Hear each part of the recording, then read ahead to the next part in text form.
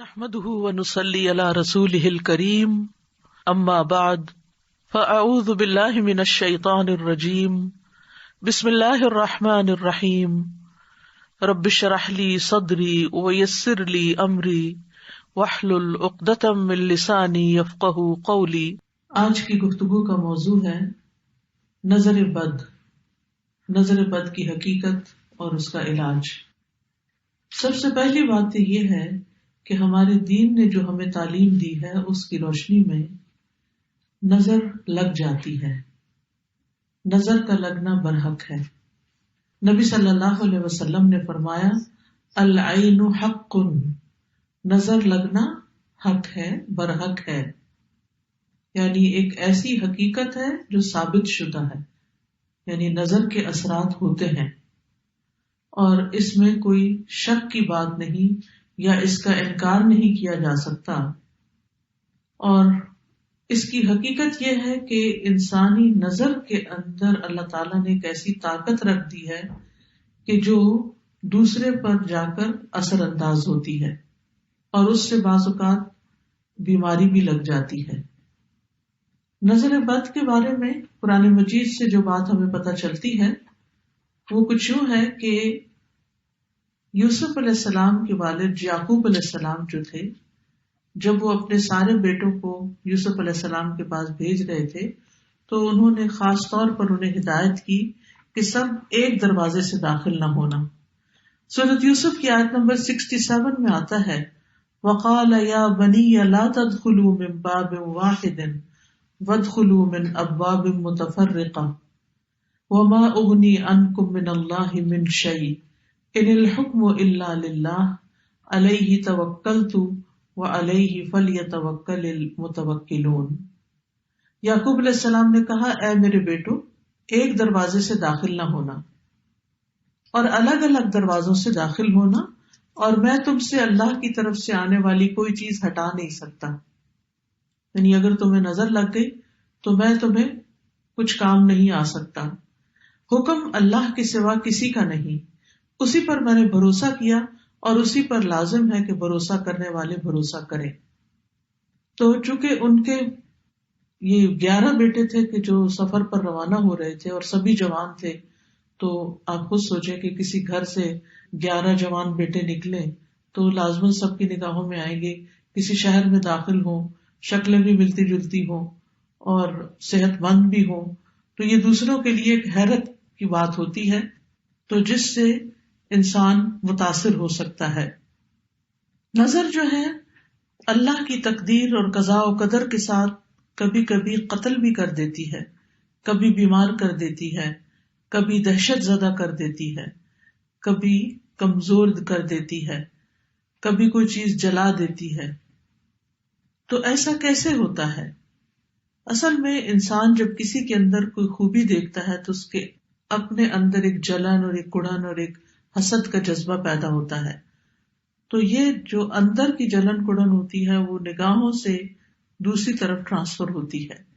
جیسے کسی کے ساتھ محبت ہو تو وہ محبت بھی نگاہوں سے پتہ چلتی ہے، نفرت ہو تو وہ نفرت بھی۔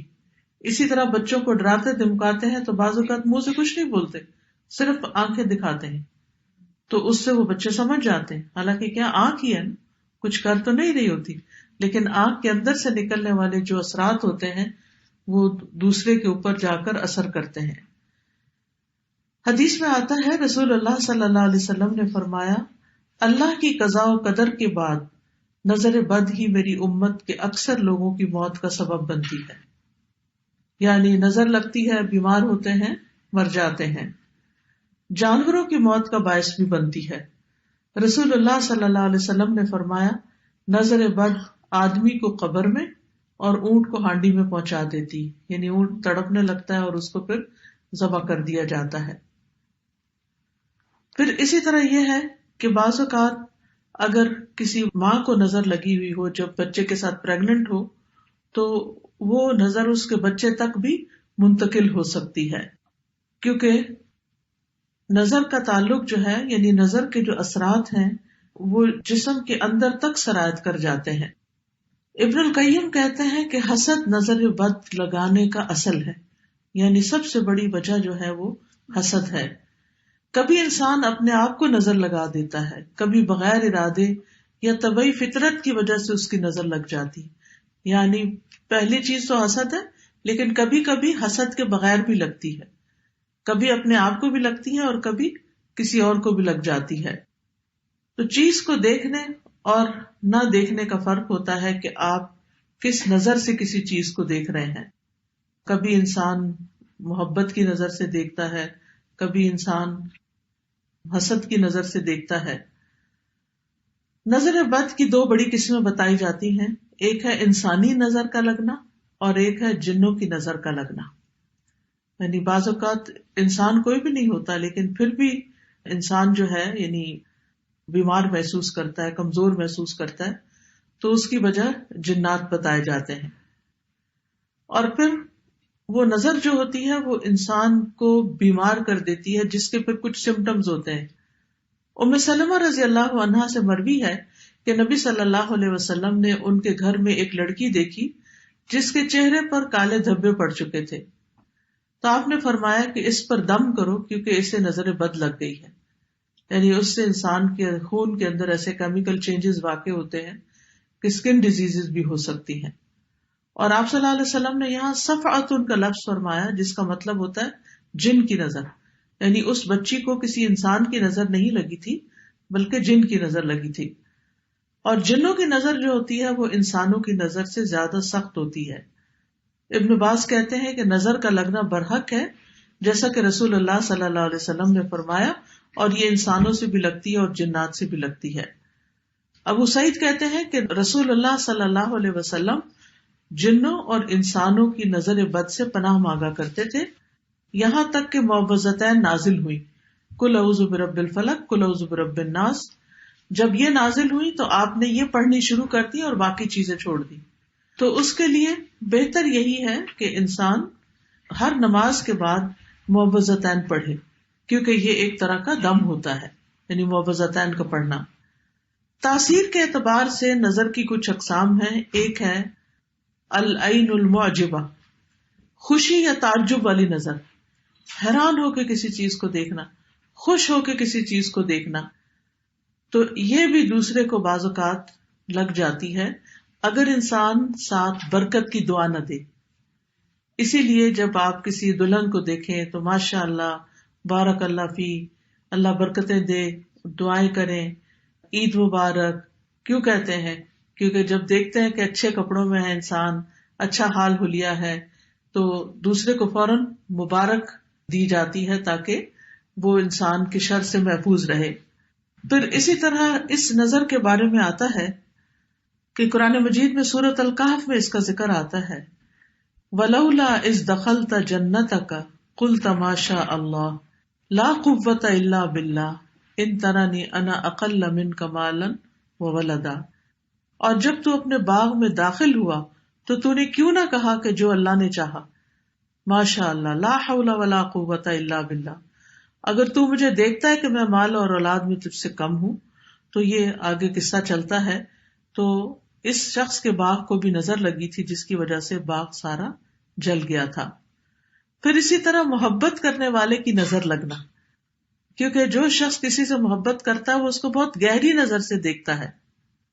ابن حجر رحمت اللہ علیہ کہتے ہیں نظر کبھی خوشی اور تعجب کی صورت میں بھی لگ جاتی ہے، اگرچہ وہ حسد کے بغیر ہی ہو، اور اگرچہ وہ کسی محبت کرنے والے کی طرف سے ہو، اور اگرچہ وہ نیک آدمی کی طرف سے ہی ہو، یعنی نیک آدمی کی بھی لگ جاتی ہے.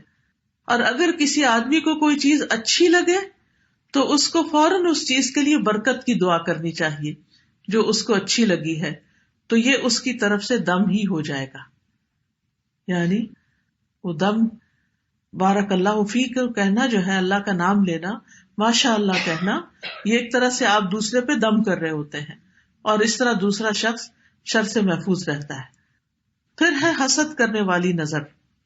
قرآن مجید میں حسد کے بارے میں بھی آتا ہے، اور یہ نظر خبیث نفس سے نکلتی ہے، اور یہ شخص دوسرے کی نعمت کو ختم کرنا چاہتا ہے. وہ ایسی نگاہ سے، جیسے کہتے ہیں نا کھا جانے والی نگاہ سے دیکھتا ہے چیزوں کو، کہ جس سے اس کا مقصد یہ ہوتا ہے کہ اس شخص کو جو نعمت ملی ہے یہ اس سے دور چلی جائے. پھر اسی طرح بیمار کر دینے والی نظر، یہ وہ نظر ہے جو بیماری کی تاثیر کے ساتھ اثر انداز ہوتی ہے اور اس کے نتیجے میں مختلف طرح کی بیماریاں لگ جاتی ہیں. ابو ذر رضی اللہ عنہ کہتے ہیں کہ رسول اللہ صلی اللہ علیہ وسلم نے فرمایا، بے شک نظر بد آدمی کو اللہ کے حکم سے دیوانہ کر دیتی ہے. یعنی اگر اللہ کا اذن ہو جائے، جیسے اور جسمانی بیماریاں ہوتی ہیں تو وہ بعض جو ہے وہ ایک سے دوسرے سے تیسرے میں ٹرانسفر ہوتی رہتی ہیں اللہ کے اذن سے، تو اسی طرح یہ نظر بھی اور اس قسم کی بھی تکلیف دہ چیزیں جو ہیں وہ دوسرے تک پہنچتی ہیں. جی، پھر ہے عضو کو بیکار کر دینے والی، معطل کر دینے والی نظر، العین المعطلہ، یعنی دوسرے کا کوئی حصہ جسم کا کام کرنا چھوڑ دیتا ہے، یعنی جب نظر لگتی ہے اور بعض اوقات ہمیشہ کے لیے بیکار ہو جاتا ہے. پھر اسی طرح زہریلی یا آگ والی نظر ایک ہوتی ہے جو اتنی شدید ہوتی ہے کہ انسان مرنے پہ نوبت آ جاتی ہے. اسمعی کہتے ہیں کہ میں نے ایک آدمی کو دیکھا جس کی نظر بہت زیادہ لگتی تھی کہ اس نے کسی گائے کے متعلق سنا، اس کو اس کے دودھ کی دھار کا نکلنا اچھا لگا. اس نے کہا ان میں سے کون سی گائے ہے؟ تو انہوں نے کہا کہ یہ تو فلاں گائے ہے. اصل گائے کا نہیں بتایا تاکہ اس کو نظر نہ لگے. تو کہتے ہیں کہ دونوں کو ہی نظر لگ گئی. تو اسمعی کہتے ہیں جب میں کوئی ایسی چیز دیکھتا ہوں جو مجھے اچھی لگتی ہے تو میں محسوس کرتا ہوں کہ میری آنکھوں سے ایک تپش اور ایک حرارت سے نکلی، یعنی میری آنکھ گرم ہو گئی. تو اس لیے اگر کبھی یہ محسوس ہو تو ساتھ ہی دوسرے کے لیے ماشاء اللہ، بارک اللہ، اس طرح کے لفظ جو ہیں، اور اردو میں بھی جیسے وہ دعا دے سکتے ہیں کہ اللہ تعالیٰ برکت دے، اللہ تعالیٰ ہر نظر سے بچائے، ہر شر سے بچائے، تاکہ دوسرا شخص جو ہے وہ اس تکلیف سے محفوظ رہے. تو نظر بد کی کچھ وجوہات ہوتی ہیں. سب سے پہلی بات یہ یاد رکھنی چاہیے نظر کے سلسلے میں کہ جو کچھ ہوتا ہے اللہ کے حکم سے ہوتا ہے، اللہ کے اذن سے ہوتا ہے. قرآن مجید میں آتا ہے ما اصاب من مصیبت الا باذن اللہ ومن یؤمن باللہ یہد قلبہ واللہ بکل شیء علیم. جو مصیبت بھی آتی ہے وہ اللہ کے اذن سے آتی ہے، اور جو شخص اللہ پر ایمان لائے تو اللہ اس کے دل کو ہدایت بخش دیتا ہے، اور اللہ ہر چیز کو جاننے والا ہے. یعنی اگر انسان یہ بات سمجھ جائے کہ کوئی بھی تکلیف کسی بھی طرف سے جو پہنچی ہے مجھے، یہ اللہ کے حکم سے، تو کیا مطلب ہے اللہ کے حکم سے؟ اللہ تعالیٰ کا حکم کیوں ہو جاتا ہے کہ کسی کو تکلیف پہنچے؟ تو اس سے بھی انسان کو دراصل کچھ سکھانا مطلوب ہوتا ہے. اب دیکھیے کہ سونا اس وقت تک چمکتا نہیں، خالص نہیں ہوتا جب تک اس کو آگ پہ تپایا نہیں جاتا. کھانا اس وقت تک پکتا نہیں اور اچھا نہیں پکتا جب تک اس کو آگ پہ چڑھایا نہیں جاتا. اسی طرح انسان بھی اس وقت تک میچور نہیں ہوتا، سمجھدار نہیں ہوتا جب تک کہ وہ مختلف طرح کے مسائل سے، مختلف طرح کی تکلیف دی چیزوں سے، پریشانیوں سے گزرتا نہیں. بہت سے حالات اور بہت سے واقعات ایسے ہوتے ہیں کہ جو انسان کو بہت میچور کر دیتے ہیں. آپ دیکھیں کہ وہ بچے جو بچپن میں بہت سے مسائل سے گزرتے ہیں، بڑے ہو کر بڑے بڑے مسئلے ان کو کچھ مسئلہ نظر نہیں آتے، لیکن جو بچے بچپن میں پیمپرڈ ہوتے ہیں، پروٹیکٹڈ پلتے ہیں، بہت لاڈ پیار سے پلتے ہیں، بڑے ہو کر انہیں چھوٹی سی چیز بھی بہت زیادہ تکلیف دیتی ہے. آپ دیکھیے کہ ہمارے بچے، ہم جن کو ہر وقت کبھی موزے پہناتے ہیں، کبھی ان کا سر ڈھانکتے ہیں، کبھی ان کو ایک چیز میں لپیٹتے ہیں، کبھی دوسری میں، انہیں کو ٹھنڈ زیادہ لگتی.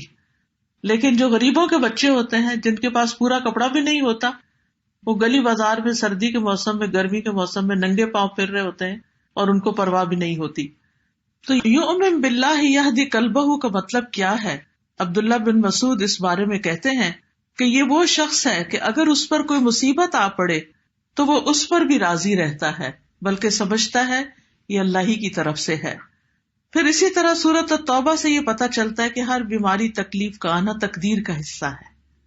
قل لن یصیبنا الا ما کتب اللہ لنا، کہہ دیجئے ہمیں کوئی نقصان ہرگز نہیں پہنچے گا مگر جو اللہ نے ہمارے لیے لکھ دیا. یعنی کسی کی نظر ہمیں نہیں لگ سکتی سوائے اس کے کہ اللہ نے ہمارے لیے لکھ دی کہ وہ لگے. تو پھر اگر کوئی تکلیف لکھی ہوئی ہے تو وہ پہنچ کر رہے گی اور اس میں بھی کوئی حکمت ہے.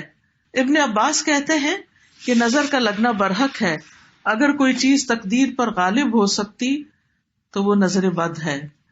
پھر آپ دیکھیے کہ جیسے سردی آتی تو سردی لگ جاتی ہے، گرمی آتی تو گرمی لگ جاتی ہے، ایسے ہی نظر آتی ہے تو نظر لگ جاتی ہے.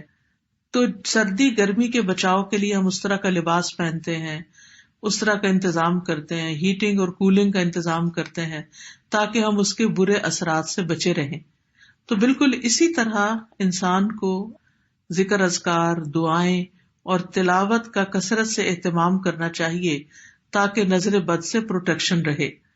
کیونکہ نظر لگانے والے کا کبھی تو نشانہ لگ جاتا ہے، کبھی خطا ہو جاتا ہے، اور کبھی سامنے ایسا بیریئر آتا ہے کہ وہ نظر وہیں جل کے بھسم ہو جاتی ہے. لیکن اگر کوئی شخص پروٹیکٹڈ نہیں ہے، پروٹیکشن اس کی نہیں ہوتی اذکار وغیرہ کے ذریعے، تو پھر وہ اثرات اس کے اوپر آ جاتے ہیں. اسی لیے جو کارڈ آج آپ کو دیا گیا ہے اس میں ایسی دعائیں لکھی ہوئی ہیں کہ جن کو آپ پڑھ کر علاج کر سکتے ہیں اپنا. پھر اسی طرح یہ ہے کہ بعض اوقات امتحان ہوتا ہے، آزمائش ہوتی ہے انسان کی. یعنی انسان نے اذکار بھی پڑھے ہوتے ہیں لیکن پھر بھی اس کو نظر لگ جاتی. یعنی انسان کہتا ہے میں نے تو صبح شام کی دعائیں بھی پڑھی تھی، پھر میرے ساتھ ایسا کیوں ہو گیا؟ تو وہ اس لیے کہ انسان کا ایک امتحان ہوتا ہے. جیسے آپ اپنے سردی کے والے اچھے کپڑے بھی سب ہر چیز پہنے ہوئے ہوتے ہیں، اس کے باوجود آپ کو فلو ہو جاتا ہے یا کولڈ ہو جاتا ہے، کہیں نہ کہیں سے کبھی سانس کے ذریعے ٹھنڈ اندر چلی جاتی ہے، کبھی کسی اور ذریعے سے، تو اس کو رستہ مل ہی جاتا ہے اگر آپ کے حصے میں کوئی ایسا امتحان یا تکلیف لکھی ہوئی ہے. اب یہ ہے کہ پہچان کیسے ہو کہ نظر لگی ہوئی ہے. تو وہ کون سی علامات ہیں جس سے انسان شناخت کر سکتا ہے، ڈائگنوز کر سکتا ہے کہ یہ نظر ہے. کبھی ایسا ہوتا ہے کہ جس کو نظر بد لگتی ہے وہ اپنے خواب میں نظر لگانے والے کو دیکھتا ہے، یعنی وہ شخص خواب میں نظر آ جاتا ہے. کبھی ایسا ہوتا ہے کہ جس پر نظر ہوتی ہے اس کو کوئی غشی، غنودگی، ضرورت سے زیادہ نیند کا آنا یہ شروع ہو جاتا ہے. کبھی وہ بے ہوشی کے عالم میں اس شخص کا نام لے لیتا ہے کہ فلاں نے نظر لگائی. پچھلے دنوں مجھے کسی نے بتایا کہ ان کے کوئی رشتے دار تھے تو اسی طرح وہ اچانک بیمار ہوئے اور بے ہوش ہو گئے. تو وہ بار بار ایک شخص کا نام لے کے اس کی نظر لگی ہے، اس کی نظر لگی ہے. ان کو یہ بات نہیں پتا تھی لیکن جس وقت میں نے کلاس میں بتائی تو وہ میرے پاس آئی کہ ایگزیکٹلی یہی چیز ہوئی تھی. تو بعض اوقات ایسا بھی ہوتا ہے کہ خواب میں، بعض اوقات بے ہوشی میں انسان کو پتہ چل جاتا ہے کہ یہ تکلیف کہاں سے آئی ہے. بعض اوقات نظر لگانے والا کوئی ایسی بات کہہ دیتا ہے کہ میں تو آپ کے کپڑے دیکھ کے حیران ہی ہو گئی، اور یعنی کوئی اس قسم کا جملہ کہ جس سے انسان کو پتہ چلتا ہے کہ یہ نظر لگ گئی ہے. بعض اوقات کوئی ایسی بیماری آ جاتی ہے کہ جو اچانک ہوتی ہے. عبداللہ بن عامر سے روایت ہے، وہ کہتے ہیں کہ عامر بن ربیعہ اور سہل بن حنیف دونوں غسل کے ارادے سے نکلے. وہ کوئی اوٹ تلاش کر رہے تھے کہ چھپ کے نہائیں. سہل نے اپنے اوپر سے اون کا جبہ اتارا. عامر کہتے ہیں میں نے دیکھا تو اسے میری نظر لگ گئی. وہ پانی میں اتر کر نہانے لگا. میں نے پانی میں اس کے بڑبڑانے کی آواز سنی. میں اس کے پاس آیا، 3 دفعہ آواز دی، اس نے جواب نہیں دیا. تو میں نے فوراً نبی صلی اللہ علیہ وسلم کو بتایا. آپ تشریف لائے، پانی میں داخل ہو گئے. گویا کہ میں اب بھی آپ کی پنڈلیوں کی سفیدی دیکھ رہا ہوں. آپ نے اس کے سینے پہ 3 دفعہ ہاتھ مارا اور پھر یہ دعا دی، اللہم اذہب عنہ حرہا وبردہا ووصبہا. اے اللہ اس کی گرمی اور سردی اور اس کی بیماری اور کمزوری کو دور کر دے، یعنی جو کچھ اس کے ساتھ ہوا ہے وہ اس کو دور کر دے.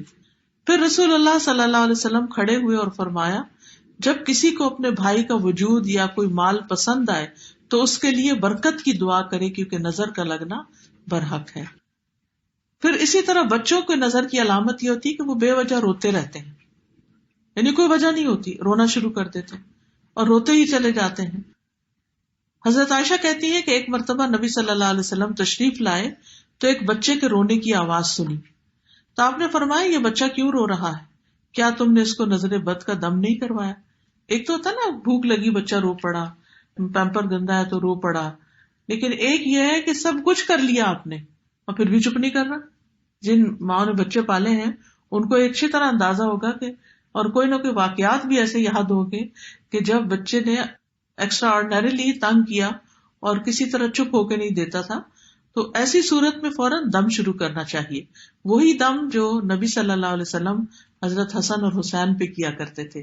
اعیذکما بکلمات اللہ التامات من شر کل شیطان وہامۃ وعین اللامۃ. اسی طرح آپ صلی اللہ علیہ وسلم نے حضرت اسماء بنت امیس سے کہا، کیا بات ہے، میں اپنے بھائی کے بیٹوں کے جسموں کو دبلا پتلا دیکھ رہا ہوں، کیا انہیں فقر و فاقہ رہتا ہے؟ انہوں نے عرض کیا، نہیں، بلکہ انہیں نظر بد بہت جلدی لگ جاتی ہے. آپ نے فرمایا انہیں دم کرو. تو میں نے آپ کے سامنے چند کلمات پیش کیے تو آپ نے فرمایا انہیں دم کرو، انہیں کلمات سے کرو. پھر اسی طرح آپ صلی اللہ علیہ وسلم نے یہ بھی فرمایا کہ نظر کا لگ جانا برحق ہے، اور یہ کبھی اوپر چڑھنے والے کو پھسلا دیتی ہے. جیسے سیڑھی سے ٹرپ ہو گئے، آپ اچھے بھلے اتر رہے تھے یا چڑھ رہے تھے، آپ کو پتہ ہی نہیں چلا اور ایک دم آپ نیچے آ گئے. پھر اسی طرح یہ ہے کہ اس سے پروٹیکشن کس طرح کریں. دعائیں اور اذکار تو ہیں، لیکن یہ ہے کہ اپنی نعمتوں کا بہت زیادہ چرچا نہ کریں. یعنی ہر وقت اپنے سکسیس سٹوریز نہ سناتے رہیں، کیونکہ اس سے جن لوگوں کی زندگی میں کوئی کمزوری ہوتی ہے، کوئی کمی بیشی ہوتی ہے، وہ غمگین ہوتے ہیں، دکھی ہوتے ہیں، تو ان کے اندر سے بھی ایسی چیزیں نکلتی ہیں جو دوسرے کو متاثر کرتی ہیں. رسول اللہ صلی اللہ علیہ وسلم نے فرمایا، ضرورتوں کو پورا کرنے کے لیے ان کو رازداری میں رکھ کر مدد حاصل کرو. بے شک ہر صاحب نعمت حسد کیا جاتا ہے، ہر نعمت والا شخص حسد کیا جاتا ہے. پھر اسی طرح یہ ہے کہ حاسد سے محتاط رہنا چاہیے. جب آپ کو پتا ہو کہ کوئی ایک شخص جو ہے، کیونکہ جو حسد کرنے والا تو اس کے چہرے پہ بھی آ جاتا ہے، وہ آپ کی نعمت سے خوش نہیں ہوتا، تو پھر انسان بجائے اس کے کہ اس کو بلیم کرے، خود محتاط رہے. پھر اسی طرح مال میں کچھ اچھا لگے تو ماشاء اللہ لا قوت الا باللہ کہے، اور اگر اس کے علاوہ کوئی چیز اچھی لگے تو بارک اللہ کہے. پھر اسی طرح نظر بد سے بچنا ممکن ہے، اور اس کے لیے صبح و شام کی دعائیں پڑھی جائیں اور قرآن سے علاج کیا جائے، کیونکہ قرآن مجید جو ہے وہ شفا ہے. سورۃ فصلت میں آتا ہے، قل هو للذین آمنوا ھدی وشفاء، کہہ دیجئے یہ ان لوگوں کے لیے جو ایمان لائے ہدایت اور شفا ہے. سورۃ الاسراء میں آتا ہے، وَنُنَزِّلُ مِنَ الْقُرْآنِ مَا هُوَ شِفَاءٌ وَرَحْمَةٌ لِّلْمُؤْمِنِينَ وَلَا يَزِيدُ الظَّالِمِينَ إِلَّا خَسَارًا. اور ہم قرآن میں جو کچھ نازل کرتے ہیں وہ مومنوں کے لیے تو شفا اور رحمت ہے، مگر ظالموں کے خسارے میں ہی اضافہ کرتے ہیں. تو قرآن سے علاج کس طرح ہوگا؟ سورۃ الفاتحہ پڑھیے، کیونکہ سورۃ الفاتحہ کا نام ہی شفا ہے. آیت الکرسی پڑھیے، البقرہ کا پہلا اور آخری رکوع پڑھیے، معوذتین پڑھیے اور دم کر دیجیے. یہ آپ خود بھی کر سکتے ہیں، اس کے لیے ضروری نہیں ہوتا کہ آپ کسی کے پاس ہی جائیں، لیکن بعض اوقات اتنی شدید ہوتی ہے کہ کسی عامل کے پاس جانا ہی پڑتا. عامل وہ جو قرآن و سنت کے مطابق علاج کرے. یہ بالکل ایسے ہی ہے. کچھ بیماریاں ایسی ہوتی ہیں کہ گھر میں آپ ٹوٹکے وغیرہ کر کے، مثلا سر درد ہوئی، آپ نے سر کو تیل لگا لیا، تھوڑا سا پریشر پوائنٹ پہ دبا لیا، تھوڑی واک کر لی، تھوڑا پانی پی لیا، تو کیا ہوتا ہے؟ درد سبسائڈ ہو جاتا ہے. لیکن بعض درد سبسائڈ نہیں ہوتے، آپ ٹیبلٹ بھی کھا لیتے ہیں پھر بھی نہیں جاتے. عام طور پہ ہم سر درد پہ کہاں ڈاکٹر کے پاس جاتے ہیں کہ جی میرے سر میں درد ہو رہا ہے، مجھے دوا دے دیجیے. وہ کہیں گھر میں پیناڈول یا کوئی اور اس طرح کی دوا ہے تو وہ کھا لو، کوئی بھی پین کلر جو ہے، اور ہم خود ہی کھا لیتے. لیکن آپ نے دیکھا ہوگا کہ کچھ درد پین کلر کھانے سے بھی نہیں جاتے. پھر لگتی ہے انسان کو فکر کہ اب میں جاؤں کسی ڈاکٹر کے پاس. ڈاکٹر آپ کو دیکھتا ہے، اس کو سمجھ نہیں آتی، وہ آپ کو کس کے پاس بھیجتا ہے؟ اسپیشلسٹ کے پاس. ٹھیک ہے نا، اسپیشلسٹ کے پاس بھیجتا ہے. بالکل اسی طرح روحانی بیماریوں میں بھی پہلے آپ خود ٹوٹکے کریں کہ آپ سورۃ فاتحہ پڑھ کے دم کریں، یہ جو میں نے آپ کو اذکار بتائے ہیں. اگر نہیں تو آپ کسی سے مشورہ کریں، کوئی اور جو آپ سمجھتے ہیں کہ یہ زیادہ اسٹرانگ ہے مجھ سے ایمان میں، یا اس کو زیادہ اچھا قرآن پڑھنا آتا ہے، اس سے کہیں کہ وہ آپ کو کرے. لیکن اگر اس کے بھی کنٹرول میں نہ ہو تو پھر آپ واقعی جن لوگوں کا سالوں کا تجربہ ہوتا ہے دم کرنے کا یا علاج کرنے کا، اور قرآن و سنت کے مطابق علاج کرتے ہیں، ان کے پاس جائیں.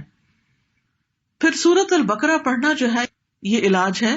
نبی صلی اللہ علیہ وسلم نے فرمایا سورۃ البقرہ پڑھا کرو، کیونکہ اس کا پڑھنا باعث برکت ہے اور اس کا چھوڑنا باعث حسرت ہے، اور جادوگر اس کو حاصل کرنے کی طاقت نہیں رکھتے، یعنی اس سے آگے نہیں جا سکتے۔ اسی طرح سورۃ البقرہ کی آخری 2 آیات معوذتین یعنی قل اعوذ برب الفلق، قل اعوذ برب الناس، صبح و شام کے اذکار کی پابندی کرنا۔ جیسے یہ کتاب ہے نا ایاک نستعین، اس میں صبح کی دعائیں اور شام کی دعائیں لکھی ہوئی ہیں، ان کو اگر زبانی نہیں یاد تو دیکھ کے بھی آپ پڑھ سکتے ہیں۔ پھر اسی طرح یہ ہے کہ اللہ کی پناہ پکڑنا۔ رسول اللہ صلی اللہ علیہ وسلم نے فرمایا اللہ تعالیٰ سے نظر لگنے سے پناہ مانگو، کیونکہ نظر کا لگ جانا برحق ہے۔ نبی صلی اللہ علیہ وسلم نے فرمایا اللہ تعالیٰ فرماتے ہیں میرا محبوب بندہ اگر مجھ سے مانگتا ہے تو میں اسے ضرور دیتا ہوں، اور اگر وہ کسی دشمن یا شیطان سے میری پناہ مانگتا ہے تو میں اسے ضرور محفوظ رکھتا ہوں۔ تو اس لیے اللہ سے دعا کرنی چاہیے، اور ہر شر سے حفاظت کے لیے تعوذ بہت اچھا ہے۔ اللہم انی اعوذ بک من الشر کلہ عاجلہ وآجلہ ما علمت منہ وما لم اعلم۔ پھر ناگہانی آفت سے حفاظت کے لیے تعوذ پڑھنا، اللہم انی اعوذ بک من زوال نعمتک وتحول عافیتک وفجاءۃ نقمتک وجمیع سخطک۔ اے اللہ میں تیری پناہ چاہتا ہوں اس بات سے کہ تیری دی ہوئی کوئی نعمت مجھ سے چھن جائے، یا تیری عافیت پلٹ جائے، یا کوئی ناگہانی عذاب آ جائے، اور تیرے تمام غصے ناراضگیوں سے تیری پناہ چاہتا ہوں۔ کتنی خوبصورت دعائیں ہیں۔ پھر اسی طرح سخت مشقت، بری تقدیر اور بد نصیبی سے، دشمنوں کے خوش ہونے سے اللہ کی پناہ طلب کی جائے۔ اعوذ باللہ من جہد البلاء ودرک الشقاء وسوء القضاء وشماتۃ الاعداء۔ حضرت ابراہیم علیہ السلام اور نبی صلی اللہ علیہ وسلم دونوں اپنے بچوں کو یہ دم کرتے تھے اعوذکما بکلمات اللہ التامات من شر کل شیطان وہامۃ ومن کل عین لامۃ۔ پھر اسی طرح حضرت جبرائیل علیہ السلام بھی نبی صلی اللہ علیہ وسلم کو دم کرتے تھے۔ جب آپ بیمار ہوتے تو آتے اور دم کرتے بسم اللہ ارقیک من کل شیء یؤذیک من شر کل نفس او عین حاسد اللہ یشفیک۔ او عین حاسد، حاسد کی نظر اگر لگی ہے تو اس سے بھی اللہ آپ کو شفا دے۔ تو اگر جبریل جو مقرب فرشتے ہیں اور نبی صلی اللہ علیہ وسلم جو مقرب رسول ہیں ان پہ وہ دم کر رہے ہیں تو ہمارے لیے کیا حکم ہے؟ یعنی ہمیں بھی ان آیات سے پڑھ کے دم کرنا چاہیے۔ پھر اسی طرح یہ ہے کہ بیماری سے شفا کی جو دعائیں ہیں اس کا بھی ایک کارڈ بنا ہوا ہے، شفا کی ساری دعائیں اکٹھی کی گئی ہیں، ایاک نستعین میں بھی ہوگا۔ اگر کوئی شخص بیمار پڑ جاتا ہے اور صرف ایک دفعہ دم کرنے سے اس کا علاج نہیں ہوتا تو صبح شام پھر آیات شفا اس پر پڑھے۔ اور اس میں یہ دعا بھی ہے اسأل اللہ العظیم رب العرش العظیم ان یشفیہ، میں عظمت والے اللہ جو عرش عظیم کا رب ہے سوال کرتا ہوں کہ وہ تمہیں شفا عطا کرے، تو اللہ اس شخص کو جلد شفا عطا کرے گا۔ نظر بد کا ایک خاص علاج بھی ہے، اور وہ ہے نظر لگنے پر غسل کرنا۔